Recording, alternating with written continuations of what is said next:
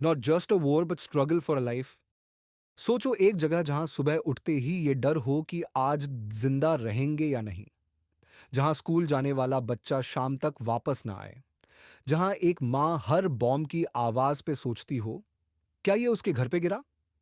ये कोई कहानी नहीं है, ये रियल लाइफ है गाजा और इसराइल की। आज की वॉर को समझने के लिए थोड़ा पास्ट में जाना पड़ेगा। 1947 में यूनाइटेड नेशंस ने डिसाइड किया था कि पैलेस्टाइन को दो पार्ट्स में डिवाइड किया जाए, एक जूविश लोगों के लिए, एक अरब लोगों के लिए। जूस ने इसे एक्सेप्ट कर लिया लेकिन अरब्स ने मना कर दिया। उनका कहना था ये अनफेयर है। 1948 में जब ब्रिटिश लोग वहां से चले गए तो जूस ने इसराइल नाम का एक नया कंट्री अनाउंस कर दिया। तुरंत अरब कंट्रीज ने इसराइल पे अटैक किया, लेकिन इसराइल ने सिर्फ अपना डिफेंस नहीं किया बल्कि ज्यादा लैंड कैप्चर भी कर लिया। लाखों पैलेस्टीनियंस को अपने घर छोड़ने पड़े। इस इंसिडेंट को पैलेस्टीनियंस नकबा कहते हैं। इसका मतलब होता है कैटास्ट्रोफी या तबाही। 1967 में एक और वॉर हुआ जिसमें इसराइल ने और ज्यादा एरिया ले लिया, West Bank, Gaza. Later, on the 5th of June 1967, Israel launched an all-out war against its Arab neighbors. After only 6 days of fighting, it achieved total victory, defeating the army. आज का scenario तब और serious बन गया जब 7 अक्टूबर 2023 को Hamas Mastan, जो Gaza को कंट्रोल करता है, ने एक बड़ा अटैक किया।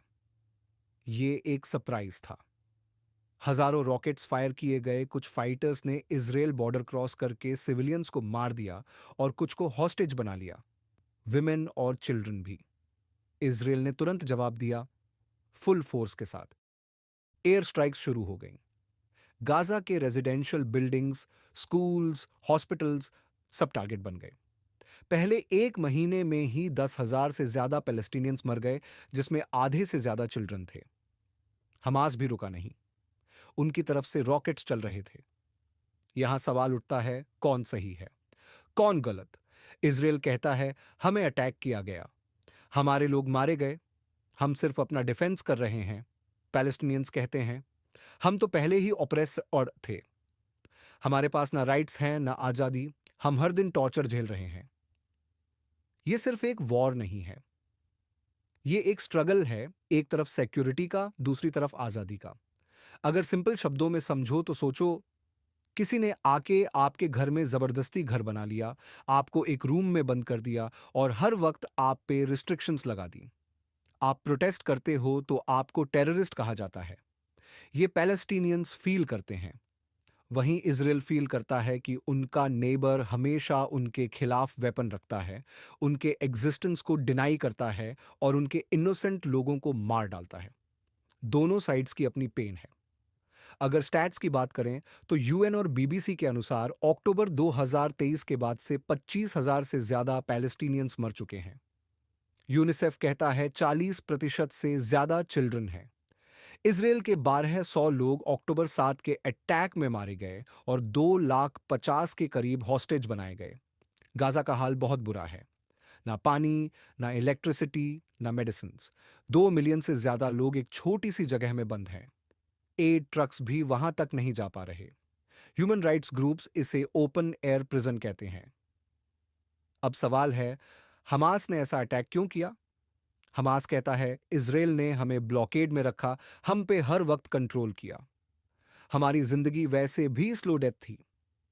लेकिन उन्होंने जो अटैक किया, सिविलियंस को मारना, हॉस्टेजेस लेना, उससे उन्हें टेररिस्ट ऑर्गेनाइजेशन डिक्लेयर किया गया है बाय यूएस, ईयू एटसेट्रा। ये वॉर सिर्फ दो जगहों की नहीं है, इसका ग्लोबल इंपैक्ट है। अमेरिका सबका अब का समस्या है, अमेरिका सबसे बड़ा सपोर्टर है इसराइल का। हर साल बिलियंस ऑफ डॉलर्स का मिलिट्री एड देता है। बाइडेन ने अक्टूबर 7 को प्योर इविल कहा और इसराइल का डिफेंस सपोर्ट किया। यूएस ने वॉरशिप्स भेज दिए मिडिल ईस्ट में। लेकिन जब गाजा के विजुअल्स वायरल होने लगे तो अमेरिका के अंदर ही लोग प्रोटेस्ट करने लगे। रशिया इस वॉर को एक अपॉर्चुनिटी के रूप में देख रहा है। यूक्रेन वॉर ऑलरेडी चल रही है और अब दुनिया का फोकस शिफ्ट हो गया। रशिया ने हमास लीडर्स को मीटिंग के लिए बुलाया ताकि वो दिखाए कि वो भी एक पावर है जो पीस ला सकता है। चाइना साइलेंट है लेकिन स्मार्टली न्यूट्रल बना हुआ है। उनका एम है वर्ल्ड पीस ब्रोकर बनना। वो इजराइल और अरब वर्ल्ड दोनों के क्लोज हैं। इस कॉन्फ्लिक्ट से उन्हें यूएस का अटेंशन एशिया से हटाने का चांस मिलता है। इंडिया ने इनिशियली इजराइल को सपोर्ट किया, लेकिन जैसे जैसे सिविलियन डेथ्स बढ़ने लगे, इंडिया का स्टैंस बैलेंस्ड हो गया। इंडिया इजराइल के साथ डिफेंस डील्स में स्ट्रांग है, लेकिन अरब कंट्रीज और इंडियन मुस्लिम्स के सेंटिमेंट्स को भी इग्नोर नहीं कर सकता। अरब कंट्रीज जैसे Saudi Arabia, UAE, Egypt condemn करते हैं इजराइल के स्ट्राइक्स को, लेकिन हमास को भी सपोर्ट नहीं करते। उनकी सिचुएशन ट्रिकी है। पब्लिक पैलेस्टाइन के फेवर में है, लेकिन पॉलिटिकल लेवल पे वो न्यूट्रल रहना चाहते हैं। ईरान ओपनली हमास और हेजबुल्लाह को सपोर्ट करता है। ये वॉर अगर और बड़ा हुआ तो ईरान भी इन्वॉल्व हो सकता है, जिससे फुल मिडिल ईस्ट वॉर हो सकता है। एशिया भी अफेक्ट हो रहा है। ऑयल प्राइसेस बढ़ गए हैं, इन्फ्लेशन आ गया है, और पाकिस्तान, इंडोनेशिया, मलेशिया जैसे मुस्लिम मेजॉरिटी कंट्रीज में लोग सड़कों पे प्रोटेस्ट कर रहे हैं। जमीन का नहीं, इंसानियत का इम्तिहान है। जब तक हम रिलीजन, पॉलिटिक्स और हेट को साइड पे रख कर पीस और जस्टिस की बात नहीं करते, तब तक ये साइकिल चलता रहेगा। इस कॉन्फ्लिक्ट का सॉल्यूशन तभी पॉसिबल है जब हम ह्यूमैनिटी की साइड लें, न कि सिर्फ एक नेशन की।